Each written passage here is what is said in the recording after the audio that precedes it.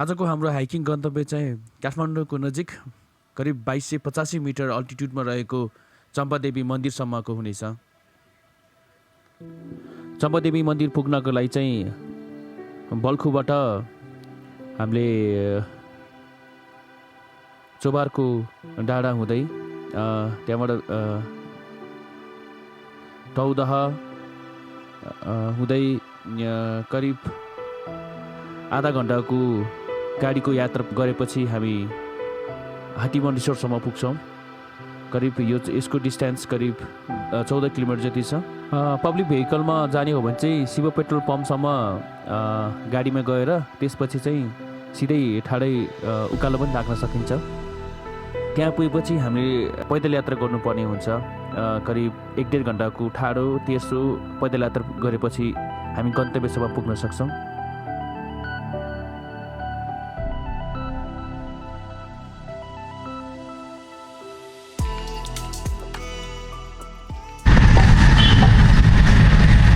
आजको रुट हाम्रो यहाँबाट माथि चम्पादेवी।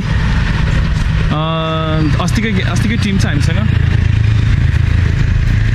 बाइक जति सबै यहाँ पेट्रोल पम्पमा राखेर चाहिँ हामी यहाँबाट सबै हिँड्दै यो बाटो कता खै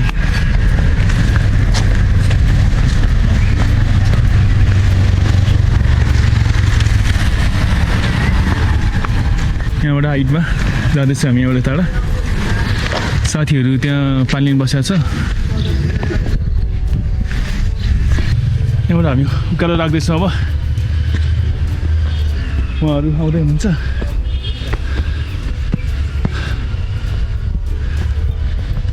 काठमाडौँमा बसेको यति वर्ष भइसक्यो भने यो रुट जाने चाहिँ कहिले समय मिलाएको थिएन।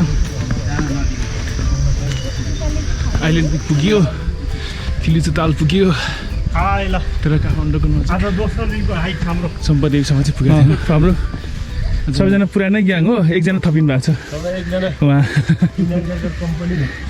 कुनको ब्याट्री चाहिएको भने कुन ब्याट्री? ए इनाइजर कि के थियो? इनाइजरको ब्याट्रीको हाम्रो एभरेस्ट टप भनौँ न, एभरेस्ट टप गर्दा पनि प्रयोग हुन सक्ने ब्याट्री। तपाईँलाई क्या हो?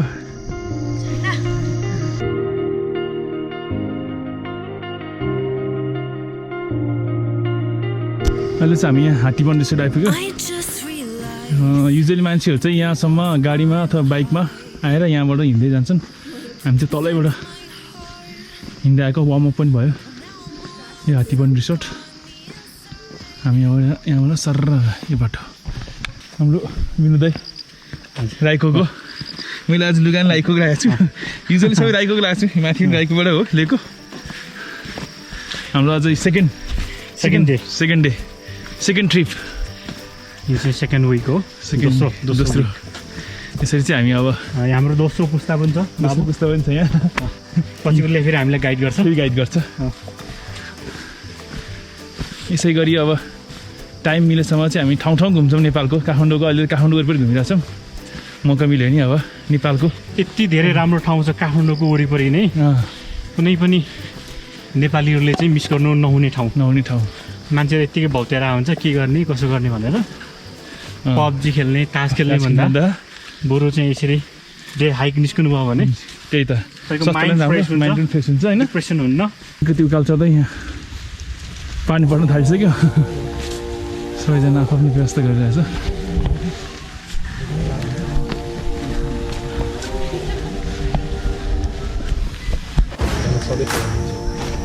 इट्स जेट बोल टाइम अब। ल जनक दाजुले आज पनि कफी सर्भ गर्दै हुनुहुन्छ है। Okay thank you. हामी पुग्ने चाहिँ त्यो माथिको डाँडो। आधा आइपुग्यौँ हामी। त्यही डाँडो हो।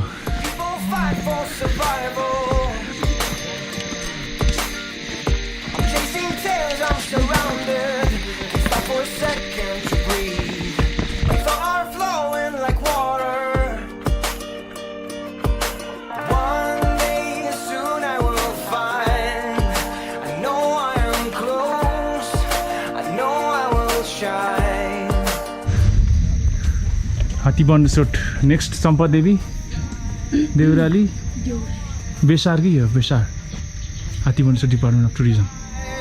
Take me back to the jungle. Take me back to the jungle.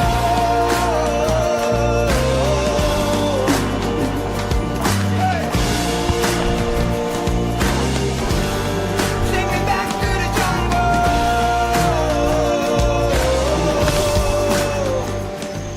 हाम्रो छोरो चाहिँ एकदम थकाइ लागेर कहिले पुग्ला जस्तो भइसक्यो होला उसको यस्तो फर्स्ट टाइम अलिकति धेरै हिँडेको होइन के हिँडेको छ पहिला नि तिमीलाई त मैले पोखरामा बोकेर लगेको काँधमा बोकेर उहाँ डाँडामा सारङकोटमा सबैजना थाकिरहेको छ यहाँ धेरै हाइटमा आइपुग्दा है कतिको हाइट पाइपुग्दैन यस्तो बेलाको छ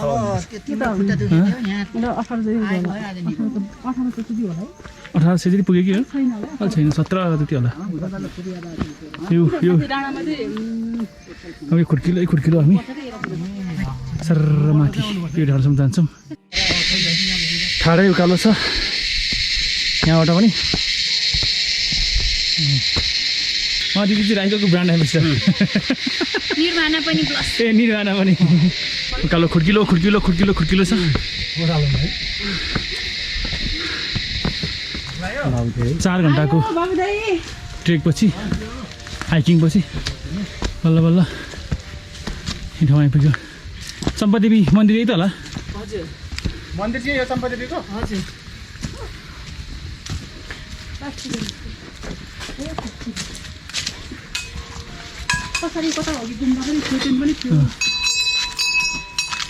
चम्पादेवी देउराली मच्छी गाउँ नेक्स्ट देउराली मच्छी गाउँ हामी चाहिँ बस्ने यहाँ चाहिँ सबैजना थकित हुनुहुन्छ One day soon I will find. I know I am close. I know I will shine. One day soon I will fly. I know I am free. I'm feeling alive. Take me back to the jungle. Take me back to the jungle.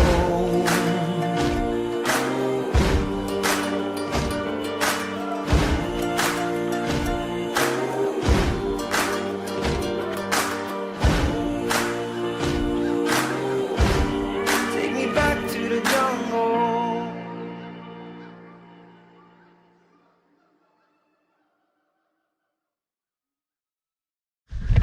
अब हामी चाहिँ खाना खाने तर्खरमा यहाँ थोरै अगाडि गएर यतै बस्यौँ न त रमाइलो छ ठाउँ सबै कुरा निकालेर अहिले जानु तलरी खाउन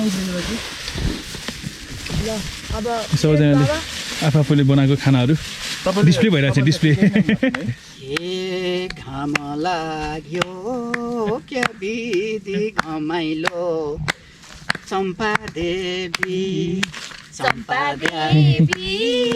के रहेछ रमाइलो दैला मुनि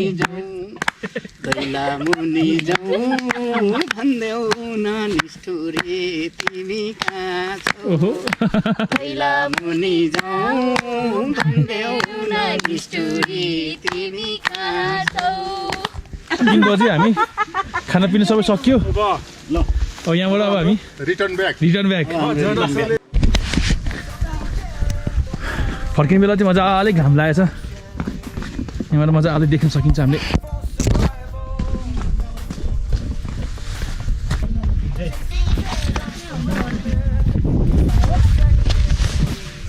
यो चाहिँ फोटो खिच्ने पोइन्ट दामी है म त उठै देखिनँ बल्ल देखियो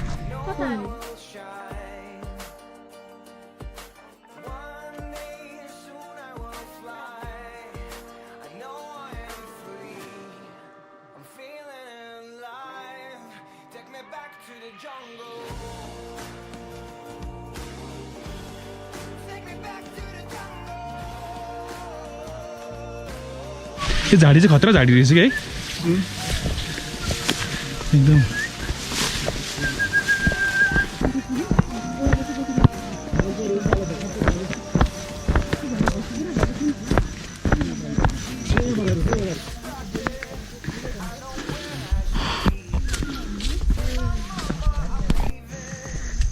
डाँडाबाट चाहिँ हामी आएको हो जाँदाखेरि त कति माथि डाँडा जस्तो लाग्थ्यो आउँदाखेरि त हामी एकैछिनमा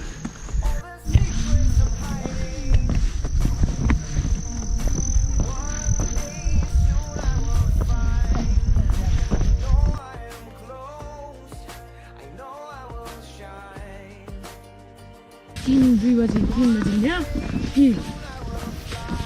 कति 1.5 घन्टा बिदा भयो नि होला धेरै हाइकिङ हुन्छ यस्तै ठाउँ ठाउँमा बाइकहरू गएको छ यो रुटमा जङ्गलमा बाइक रोक्ने रमाइलो गर्ने अब चाहिँ हात्तीबन्दी आइपुग्ला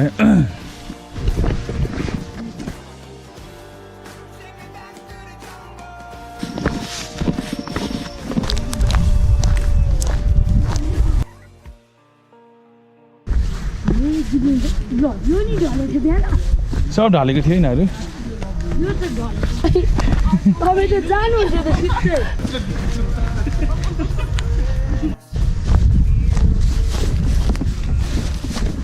4 घन्टाको 4 कति आज 8 बजी होइन 8, 9, 10, 11, 12, 1, 2, 3, 4, 5 9 घन्टा 8 घन्टाको यात्रा गरेर तल हामी रोडमा झरिसक्यौँ अब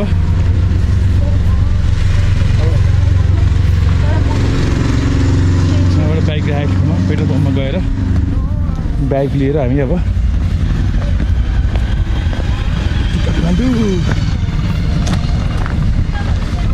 आइपुग्यौँ रोडमा सब बल्ल रोड आयो है कहाँ डाँडा थियो योभन्दा त उताको डाँडा त्यो माथि बोलो त्यो चौबारको डाँडामा आएर अब हाम्रो हाइकिङको अन्त्य हुँदैछ यहीँबाट कालो देखिन्छ केही देखिन्छ